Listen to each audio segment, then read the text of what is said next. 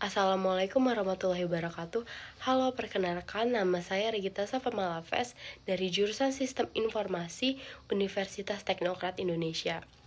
Kali ini saya akan menjelaskan tentang cara kerja ETL pada data warehouse. Nah, kalian tahu nggak sih mengapa ETL itu penting dalam data warehouse? Jadi, ETL penting dalam data warehouse karena yang pertama, ETL dapat membantu menghemat banyak waktu dan tenaga karena kita tidak perlu mengimpor data secara manual.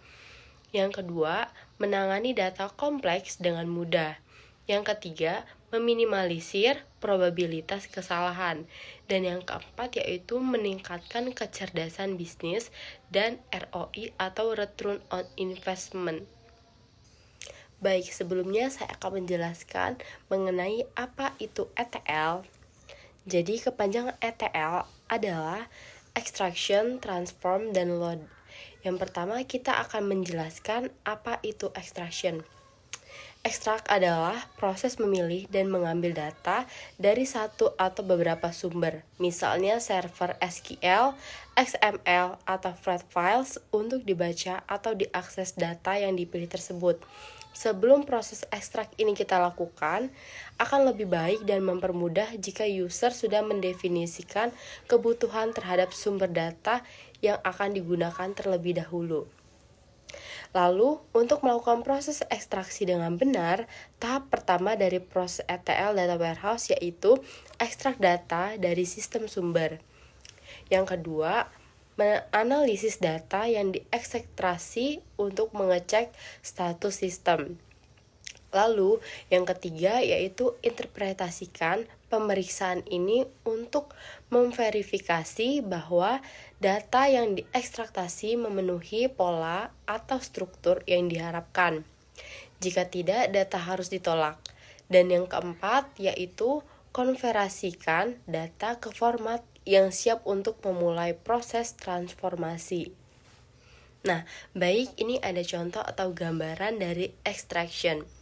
Data yang diekstraksi dimuat ke tujuan yang berfungsi sebagai platform untuk pelaporan BI, seperti gudang data Cold, seperti Amazon Redshift, Microsoft Azure, SQL Data Warehouse, Snowflake, atau Google BigQuery. Proses pemuatan harus spesifik untuk tujuan. Selanjutnya saya akan menjelaskan mengenai transform. Proses transformasi umumnya mengikuti 6 tahap. Yang pertama, penemuan data, yang kedua, pemetaan data, yang ketiga, ekstraksi data, yang keempat, pembuatan dan eksekusi kode, yang kelima, tinjauan, yang keenam, mengirim. Lalu ada beberapa teknik transformasi data yang dapat membantu menyusun dan membersihkan data sebelum dianalisis atau disimpan di gudang data. Berikut adalah beberapa metode yang lebih umum. Yang pertama ada pembersihan. Ini adalah proses transformasi data untuk menghilangkan data yang terdisortir atau tidak berarti dari kumpulan data. Ini juga mendeteksi modifikasi kecil pada data untuk mengidentifikasi pola atau tren tertentu. Selanjutnya yang kedua, normalisasi. Normalisasi mengubah data sehingga atribut tetap berada dalam rentang tertentu untuk aplikasi ekstraksi dan penambangan data yang lebih efisien. Yang ketiga ada agregasi. Agregasi data mengumpulkan data mentah dari berbagai sumber dan menyimpannya dalam satu format untuk analisis dan laporan yang akurat. Teknik ini diperlukan ketika bisnis Anda mengumpulkan data dalam jumlah besar. Ini adalah contoh kasus dari transform. Baik, selanjutnya kita akan masuk ke tahap pemuatan atau load. Tahap load atau pemuatan merupakan tahap terakhir dalam proses ETL.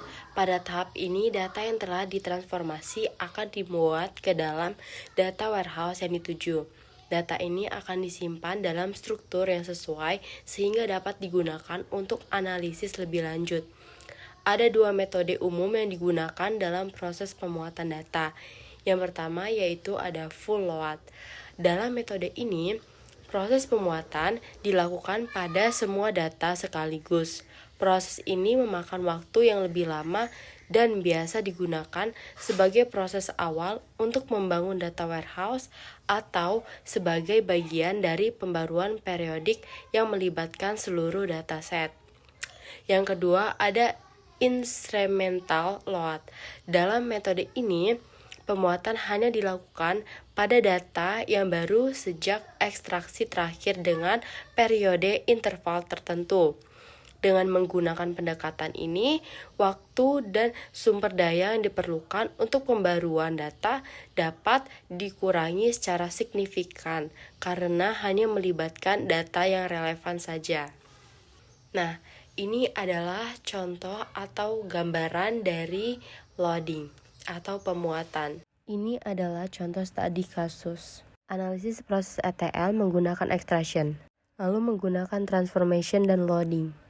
Ini adalah algoritma pada ETL-nya dan hasil konkretnya atau kesimpulan dari studi kasus. Jadi kesimpulannya adalah ETL merupakan serangkaian proses yang komprehensif dalam manajemen data warehouse, dimulai dari pengambilan data hingga pengisian data ke dalam penyimpanan data.